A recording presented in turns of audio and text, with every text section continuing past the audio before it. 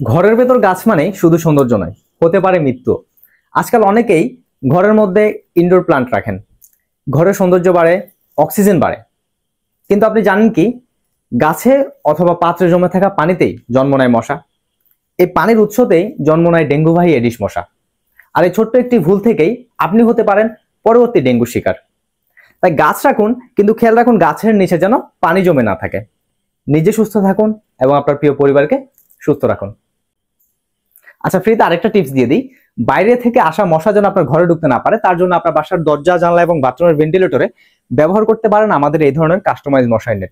এটি ফিটিং করা একদমই ইজি। আমি 1 মিনিটের মধ্যে ফিটিং করে ফেলবো। এটা ফিটিং করা যতটা ইজি, খোলা আরো বেশি ইজি। দেখেন, 1 মিনিটের মধ্যে ফিটিং করে ফেলতেছি। এটি যখন আপনি আপনার বাসার দরজা, জানলা এবং বাথরুমের ভেন্টিলেটর ব্যবহার করবেন, ঘরে একটি মশাও প্রবেশ করতে পারবে না, কিন্তু আলো বাতাস ঠিকই প্রবেশ করবে। নিজের জন্য, আপনার প্রিয় পরিবারের জন্য আপনার বাসার দরজা, জানলা এবং বাথরুমের ভেন্টিলেটর ব্যবহার করুন এই ধরনের কাস্টমাইজ মশারি নেট।